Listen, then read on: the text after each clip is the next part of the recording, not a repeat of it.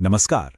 चलिए आज सियासत के शोर से दूर चलते हैं और सीधे राजस्थान के निम्बाहेड़ा की जमीनी हकीकत को समझते हैं। ये वो जगह है जहां चुनाव सिर्फ नारों से नहीं जीते जाते।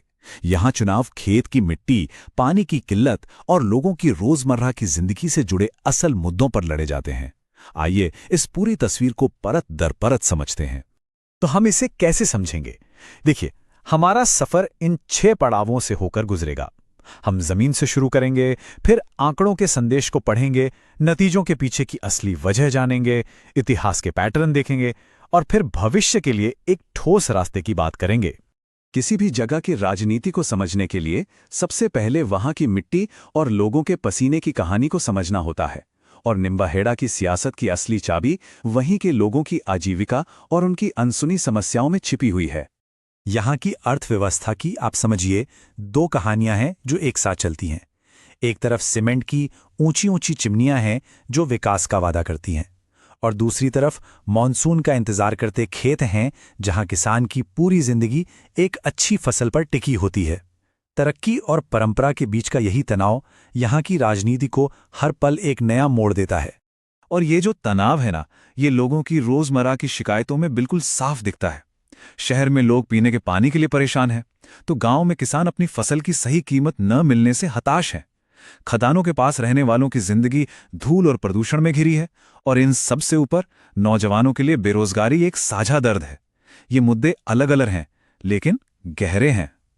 तो ठीक है, ये तो हो गई परेशानियां, पर इनका चुनावी नतीजों पर क्या असर पड़ा?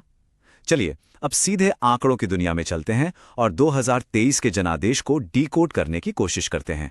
3845 ये सिर्फ एक नंबर नहीं है, समझिए। ये इस बात का सबूत है कि निम्बाहेड़ा का समाज कितनी बारीकी से बटा हुआ है। इसका मतलब ये है कि हर गली, हर मोहल्ले में, यहां तक कि एक ही परिवार के अंदर लोगों की राय अलग थी। हर एक वोट ने हार और जीत का फासला तय किया। और हां, इसे लोगों की बेरुखी तो बिल्कुल मत समझिएगा। 86%, 86% की बम्पर वोटिंग ये दिखाती है कि यहां के लोग खामोश दर्शक नहीं हैं। वो अपने नेताओं के हर काम पर पैनी नजर रखते हैं, और जब मौका मिलता है तो पूरी ताकत से अपनी आवाज उठाते हैं। ये एक बेहद जागरूक मतदाता की निशानी है। तो मतलब क्या हुआ इसका?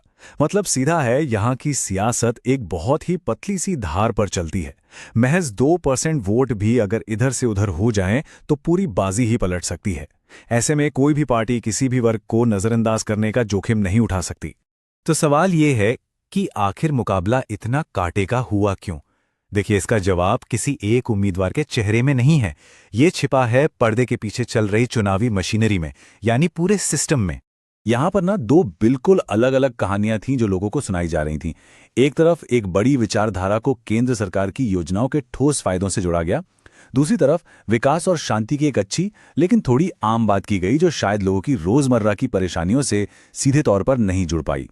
और कहानी को लोगों तक पहुंचाने का जो तरीका था, उसमें भी जमीन आसमान का फर्क था।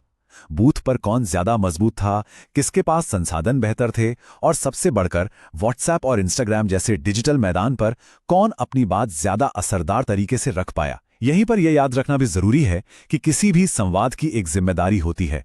भारत के कानून के तहत हर नागरिक की निजता और सहमति का सम्मान करना एक स्वस्थ लोकतंत्र की नींव है। अच्छा, निम्बाहेड़ा के आज को अगर समझना है तो थोड़ा इसके अतीत में झांकना पड़ेगा। यहाँ का चुनावी इतिहास एक बहुत ही साफ पैटर्न दिखाता है, जिससे पता चलता है कि यहाँ के वोटर का मिजाज कैसा है। जरा इस टाइमलाइन को देखिए। हर 5 साल में सत्ता बदल रही है। 2008 में कांग्रेस, 2013 में बीजेपी, 2018 में फिर कांग्रेस और 2023 में वापस बीजेपी। ये किसी पार्टी के प्रति अंधी वफादारी नहीं है, ये काम के आधार पर फैसला लेने वाले एक समझदार मतदाता का संकेत है। तो यहां से सबसे बड़ा सबक क्या मिलता है? यही कि निम्बाहेड़ा किसी की जागीर नहीं है। यहाँ के लोग काम करने वाले को सिर पर बिठाते हैं और काम ना करने वाले को सत्ता से उतारने में भी जरा देर नहीं लगाते। यहाँ विश्वास हर चुनाव में नए सिरे से कमाना पड़ता है, यह विरासत में नहीं मिलता। तो अगर विश्वास हर बार नए सिरे से कमाना पड़ता है तो सवाल है कैसे? इसका रास्ता क्या है? चलिए शासन के एक सीधे सरल फ्रेमवर्क को समझते हैं। हम इसे कहते हैं TWI, यानी ट्रस्ट, वर्क और आइडेंटिटी। विश्वास कितना है, जमीन पर काम कितना दिख रहा है और आपकी पहचान लोगों से कितनी जुड़ पा रही है। इस कसौटी पर कसने से साफ पता चलता है कि कहाँ मजबूती है और कहाँ सुधार की गुंजाइश है। तो इस विश्लेषण के आधार पर आगे का जो रास्ता है वो इन 5 स्तंभों पर खड़ा हो सकता है। रोजगार, पानी जैसी बुनियादी जरूरतें, कल्याणकारी योजनाओं का सीधा सबूत और सबसे जरूरी एक ऐसी व्यवस्था जहां हर नागरिक की शिकायत को सम्मान के साथ सुना जाए। यही तो सच्चा शासन है, जो हमारे संविधान के मुताबिक हर व्यक्ति की गरिमा को सबसे ऊपर रखता है। ठीक है, ये तो हो गई सिद्धांत की बात, लेकिन इस पूरे ब्लूप्रिंट को जमीन पर एक असरदार रणनीति में कैसे बदला जाए?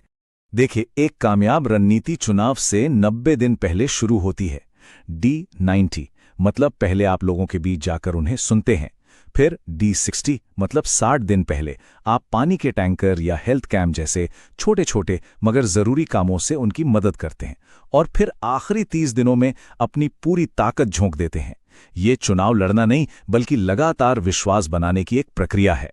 और आखिर में हम इसी एक बड़े सवाल पर आकर रुकते हैं। निम्बाहेड़ा जैसी बेहद जागरूक जगह पर जहां लोग हर कदम का हिसाब मांगते हैं, क्या सिर्फ डेटा और काम पर आधारित एक अच्छी योजना सालों पुरानी संगठनात्मक कमजोरियों और भावनात्मक नारों की राजनीति को वाकई पार कर सकती है? इसका जवाब भविष्य ही देगा। अगर आप एक जन केंद्रित नेता बनना चाहते हैं और अपने निर्वाचन क्षेत्र का उत्थान करना चाहते हैं तो blueprintstrategies.ai से mgr@blueprintstrategies.ai पर संपर्क करें या 08042041602 पर कॉल करें। Purpose beyond politics.